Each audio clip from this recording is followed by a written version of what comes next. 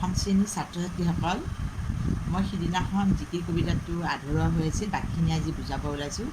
আশা কৰিছোঁ যাতে আটাইয়ে মনোযোগ দি শুনিবা। মক্কাৰ দুৱাৰত চাহাব ত্ৰিবেণীৰ ঘাট, বেহাব নোৱাৰে তাত মায়াই ভেটে বাট। মক্কাৰ দুৱাৰত চাহাব ত্ৰিবেণীৰ ঘাট বুলি কৈছে। মক্কাৰ দুৱাৰদলিত যেনিবা ত্ৰিবেণীৰ ঘাট, ত্ৰিবেণী হ'ল তিনিটা নদীৰ সংযমস্থল, গংগা, যমুনা, সৰস্বতী, পবিত্ৰ নদী। সেইকাৰণে যেনেকুৱা ত্ৰিবেণীৰ ঘাট বুলি কৈছে পবিত্ৰ ঠাই, গংগাৰ দুৱাৰদলিও তেনেকুৱা পবিত্ৰ ঠাই।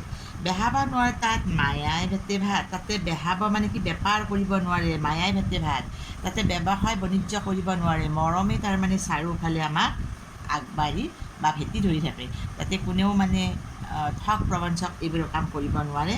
মৰমৰ মায়াজালে সকলো চাৰিওফালে যেন বান্ধ খাই থাকে, ভেটি ধৰি থাকে।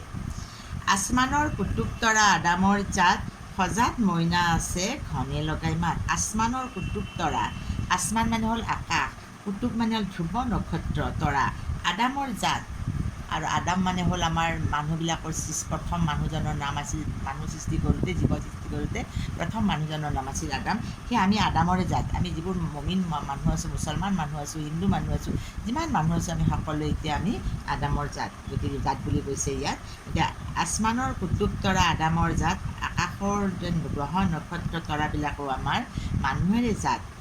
সজাত মইনা আছে ঘনে লগাই মাত। সজাত মইনা, মইনা এবিধ চৰাই, আৰু মইনা চৰাই মানুহে পোহে, আৰু পুহিবৰ কাৰণে সকলোৱে সজা বনাই লয়। বাঁহৰ হওক, গুণাৰ হওক, লোহাৰ হওক, সকলোৱে একোটা একোটা সজা বনাই লয়। সজা মানে য'ত বাঁহ চৰাই থকা ঠাইখিনিকে সজা বুলি কয়। গতিকে সেই মইনা মানে কি, মইনা সজাত থাকে, ঘনে লগাই মাত।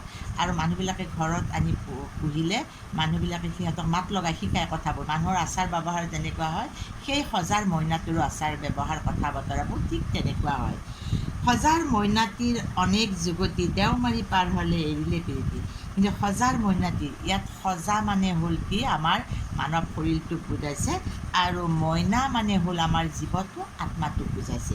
যেনেকৈ সজাটোত মইনাটো যিমান দিনলৈ থাকে সিমান দিনলৈকে সজাটোৰ প্ৰয়োজন হয়, কিন্তু মইনাটো নোহোৱা হ'লে, মৃত্যু হ'লে বা উৰি গুচি গ'লে সেই সজাটোৰ যেনেকৈ কোনো মূল্য নোহোৱা হৈ যায়, ঠিক সেইদৰে মানৱ শৰীৰটো তেনেকুৱা। মানৱ শৰীৰটো যেতিয়ালৈকে মূল্য থাকিব তেতিয়ালৈকে ভিতৰত আত্মাটো থাকে। আত্মাটো থকালৈকে আমি মানৱ শৰীৰটোক ধুনীয়াকৈ আপডাল কৰি ৰাখিব চেষ্টা কৰোঁ, ভালকৈ ৰাখোঁ। ঠাণ্ডা হ'লে আমি উলেন কাপোৰ ব্যৱহাৰ কৰোঁ, গৰম আহিলে আমি কটন কাপোৰ ব্যৱহাৰ কৰোঁ। এনেকৈ আমি ভালকৈ ধুনীয়াকৈ সজতে ৰাখিবৰ কাৰণে চেষ্টা কৰোঁ। কিন্তু কথা হ'ল কি, যেতিয়া আমাৰ আত্মাটো গুচি যাব তাৰ পৰা, তেতিয়া সজাৰ মইনাটিৰ বুজি অনেক যুগুতি বুলি কৈছে। অনেক মানে নানা মানে সজাৰ মইনাটো ওলাই যোৱা এটা সুৰুঙা বিচাৰে, ঠিক সেইদৰে আত্মাটোৰো এদিন আমাৰ ধ্বংস হৈ যায়, নিশেষ হৈ যায়। গতিকে মানুহ সদায় চিৰস্থায়ী নহয়, এদিন জন্মিলে এদিন মৰিব লাগে, সকলো জানে এইটো চিৰস্থায়ী ঘটনা। গতিকে কিবা অসুখ বিসুখ হ'ল, কিবা দুৰ্ঘটনা হওক, কিবা মহামাৰী হওক, কিবা এনেকুৱা মানে অজুহাত দেখুৱাই আমাৰ আত্মাটোৱে অনেক যুগুতি কৰি সজাৰ পৰা গুচি যায়। দেওমাৰি পাৰ হ'লে এৰিলে প্ৰীতি। যেতিয়া মানে শৰীৰটোৰ পৰা আত্মাটো ওলাই যাব, দেওমাৰি মানে পাৰ হৈ যায়, তেতিয়া আমাৰ শৰীৰটোৰ প্ৰতি আত্মাটোৰ মৰম নাথাকে। সেই আত্মাটো আমাৰ গুচি যোৱাৰ লগে লগে শৰীৰটো আমাৰ সজাটোৰ নিচিনা আমাৰ মানে কাম নোহোৱা হৈ যায়। তেতিয়া সেই শৰীৰটোক আমাৰ মানে হিন্দু হ'লে দাহ কৰি দিয়ে, আৰু মুছলমান হ'লে আমাক কবৰ দিয়ে। গতিকে এনেকুৱাকৈ মইনাটো যেতিয়ালৈকে থাকিব, আত্মাটো যেতিয়ালৈকে থাকে, তেতিয়াতো শৰীৰটো যথেষ্টখিনি মূল্য হয়। কিন্তু মইনাটো নোহোৱা হ'লে, আত্মাটো নোহোৱা হ'লে শৰীৰটোৰ কোনো মূল্য নাথাকে, মূল্যহীন হৈ পৰে। দেওমাৰি পাৰ হৈ জীৱই আছে চাই, চোৱা চোৱা জীৱসকল ভেলৰে বেয়াই। দেওমাৰি যেতিয়া পাৰ হৈ গ'ল, জীৱবিলাক চাই আছে। আমাৰ পৰা যেতিয়া গুচি যায়, তাতে ওপৰৰ পৰা যেন আমাক আত্মাটোৱে যেন আমাৰ শৰীৰটোক চাই থাকে, কি হৈছে কি নহৈছে, চোৱা চোৱা জীৱসকল ভেলৰে বেলাই।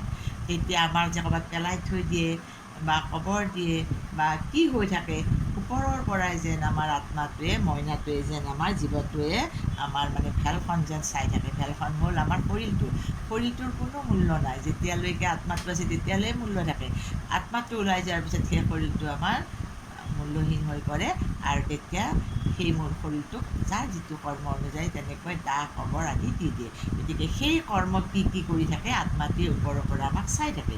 এইটো হ'ল আজান ফকীৰে লিখা জিকিৰৰ মানে জিকিৰ কবিতাটো। এতিয়া তোমালোকে যদি বুজি পাইছা তলৰ যিখিনি কুৱেশ্যন আছে আটাইখিনি লিখি মোক দেখুৱাবা বুলি মই আশা কৰিলোঁ। আজি মই আৰু তোমালোকক নুবুজাওঁ, তলৰ প্ৰশ্নকেইটা আছে সকলোৱে জানা, শ্বৰ্ট কুৱেশ্যন আছে, দীঘল কুৱেশ্যন আছে, আটাই লিখি মোক হোৱাটছএপত পঠিয়াই দিবা, মই তোমালোকক চাই দিম। গতিকে আজিলৈ মোৰ ক্লাছটো শেষ কৰিলোঁ। অহাকালি মই আৰু এটা বেলেগ টপিক আৰম্ভ কৰিম, তোমালোকে আশা কৰোঁ যাতে আটাই মানে মনোযোগ দি শুনা। এতিয়া মই আহিছোঁ।